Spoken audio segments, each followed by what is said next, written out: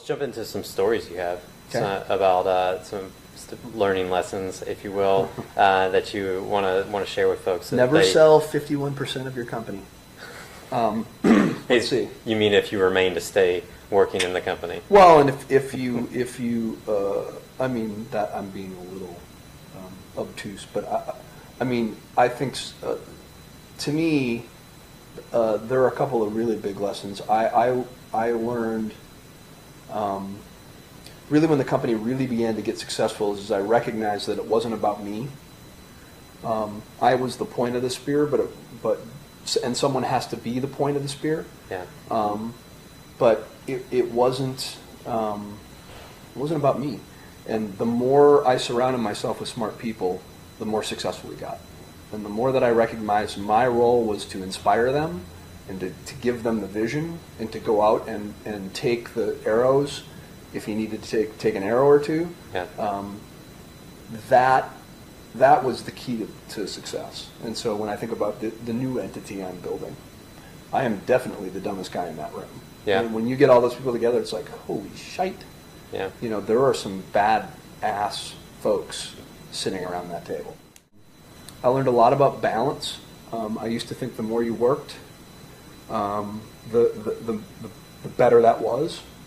And I don't believe that today.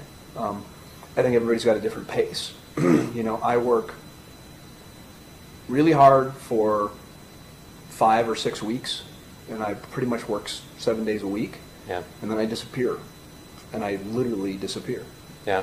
No phone. You did or you do? You do consistently. Yeah.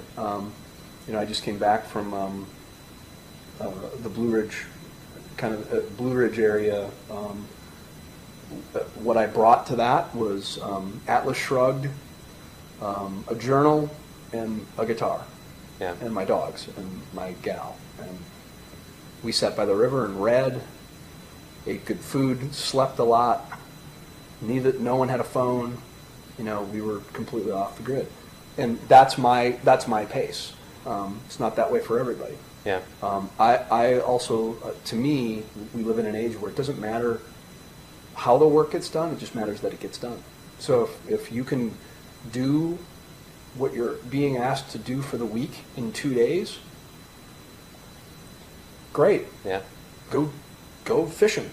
Yeah. Do whatever. And that's a big change. I used to count the hours, and I don't anymore.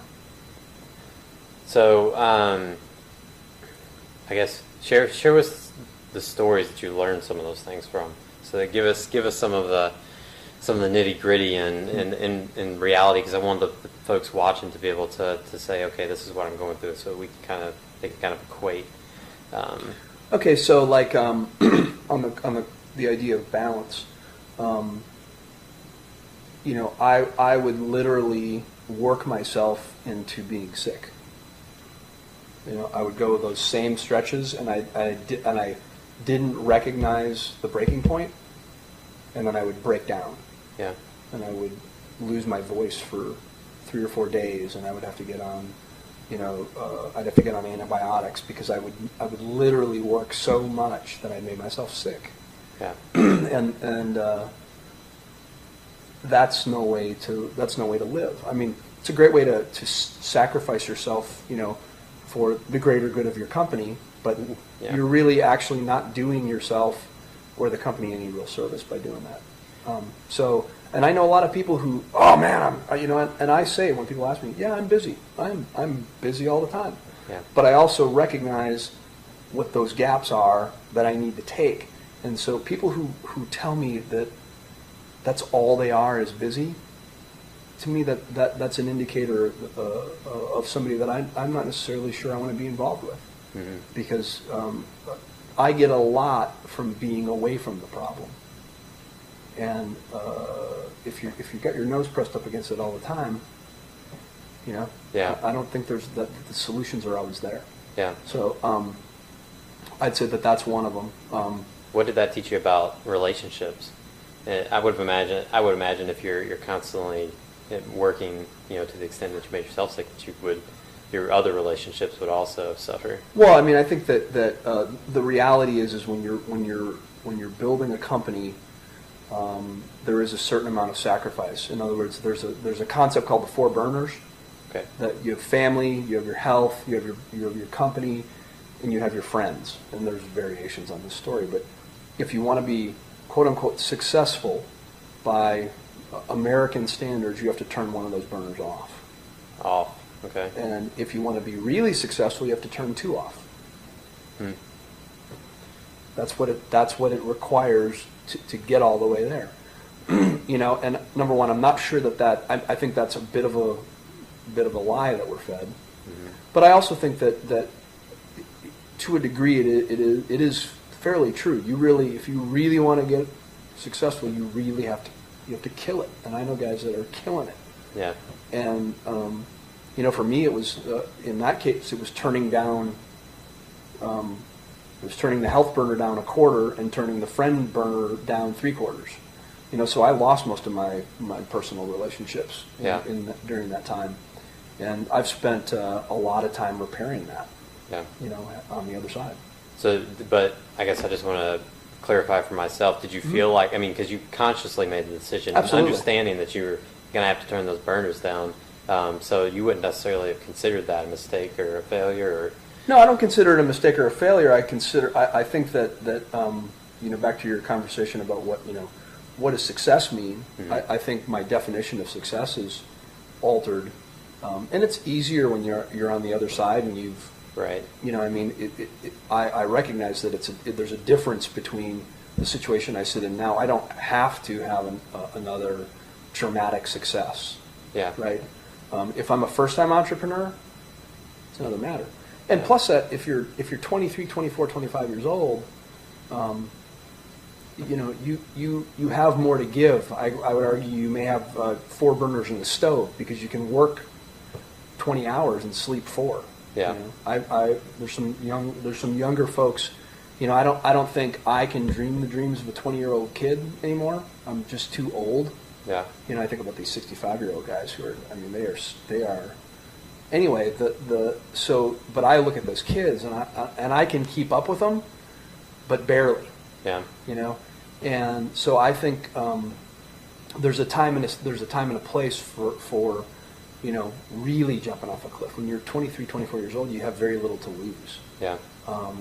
And so going out and absolutely killing it, if that's what you want. Right. That's your definition of success. But I will say this: if you're 23, 24 years old, and you have a new family at home, to me, I would consider that a mistake. If you go out and if you go out and down, because what ends up happening is you lose the most important thing you'll ever have, which is your family. Yeah. So, share with us another story of what you would consider failure, kind of clear-cut failure, mistake. There's the list goes on and on. I would say that I'll give you a recent example, and I would put this in the mistake category. Okay. Stop right there. Yeah. What does that mean? It's mistake category. Mistake category. In other words, I don't consider this a failure. I consider this a lack of information that I would not take back, but I won't repeat. Okay. Okay. Because I'm treading into a lot of new territory over the last couple of years. So. Okay. So hold on. Before we go forward, this is cool. In your mind, what is the difference between mistake and failure? I think failure is a mistake repeated over and over. That to me, that's part of how I would define it. Failure can be a number of things.